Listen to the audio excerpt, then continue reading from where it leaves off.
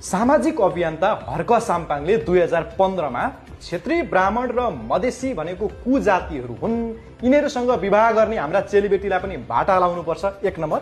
अर्को पोस्ट, दशैं तिहारमा चाहिँ क्रिस्चियनहरूले चाहिँ हामीले कार्यक्रम राख्छौँ विभिन्न, के हिन्दूहरूले चाहिँ हाम्रो क्रिसमसमा कार्यक्रम राख्छन् भनेर तपाईले पोस्ट गर्नुभएको भनेर चाहिँ यतातत्र आएको छ। तपाईँ जस्तो मान्छेले त्यसो भन्न मिल्थ्यो र तपाईको यदि त्यो फेक आइडी हो भने त्यो फेक आइडी यस्तो छ। यता सुन्नु न, विगतमा कसले के भन्यो, कता के भन्यो भन्ने कुराहरू कति इम्पोर्टेन्ट कुरा हुन्, अहिले भन्दै गरेको कुराहरू कति इम्पोर्टेन्ट कुरा हुन् भन्ने कुरा पनि मूल्याङ्कन हुन जरुरी छ। अर्को कुरो, अब कसले के लेख्छ त्यो सबै कुराहरू मलाई लगाइदिएर तपाईँको चाहिँ त्यो खालको गर्नु पनि त्यो गलत हो।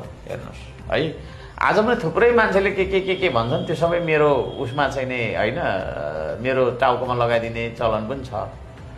ती कुराहरू हुन्। त्यसले गर्दाखेरि अब आजभन्दा 10 वर्ष पहिला के भयो, 20 वर्ष पहिला के भयो भन्ने कुरा त्यति इम्पोर्टेन्ट कुरा हो जस्तो मलाई लाग्छ। हजुरको त्यो आइडी हो कि होइन? सुन्नु न, हुन पनि सक्छ, नहुन पनि सक्छ। भनेपछि लेख्नु भयो त्यति? हुन पनि सक्छ, नहुन पनि सक्छ। किनभनेदेखि तपाईँको चाहिँ नि के अरे मेरो आइडी लगाएर विभिन्न चाहिँ गरेर गाली गर्ने त अहिले थुप्रो आएको छ, ट्रेन्ड त त्यही छ।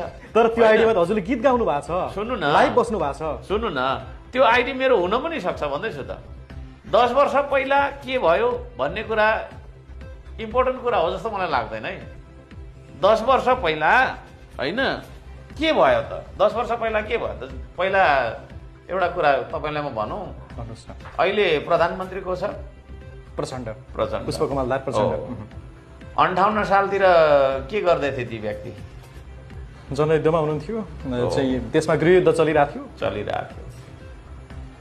कुन चाहिँ इम्पोर्टेन्ट कुरा हो? अहिलेको प्रधानमन्त्री उहाँ भएको इम्पोर्टेन्ट कुरा हो या त्यतिखेरको इम्पोर्टेन्ट कुरा हो? कुरो बुझ्यो।